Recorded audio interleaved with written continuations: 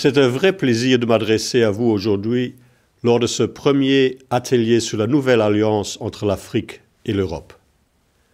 Alors que le monde a amorcé une reprise globale post-Covid relativement soutenue, l'Afrique se situe en deçà des tendances globales. Notre rapport « Les dynamiques du développement en Afrique » que nous publions conjointement avec l'Union africaine indique qu'en 2022, la croissance économique africaine devrait être inférieure de 1 point de pourcentage à la moyenne mondiale de 5%.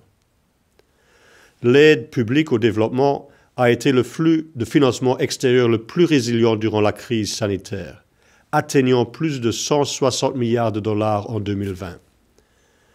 Suite à l'engagement des membres du comité d'aide au développement d'aligner l'ensemble de l'aide publique au développement sur les objectifs de l'accord de Paris, ce flux de financement devra également aider la transition verte en Afrique.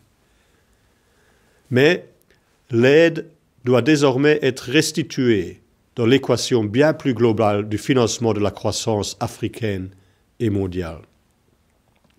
Nous devons ensemble faire converger vers l'Afrique des investissements massifs, publics et privés, et soutenir l'indépendance financière du continent.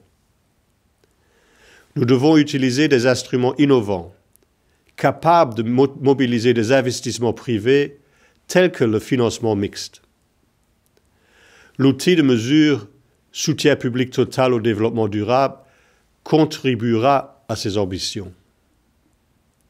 Des partenariats établissant des liens entre la coopération pour le développement, l'investissement et le commerce sont à privilégier afin de déployer des technologies, des normes et des compétences propices à une transition verte et numérique en Afrique.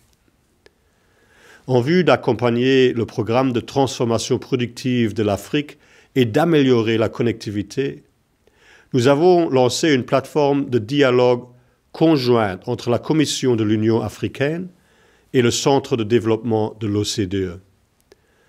Nous devons collectivement accompagner ce grand continent dans ses ambitions de croissance pour lui-même et pour le reste du monde. L'Afrique est un acteur central de l'avenir de l'humanité.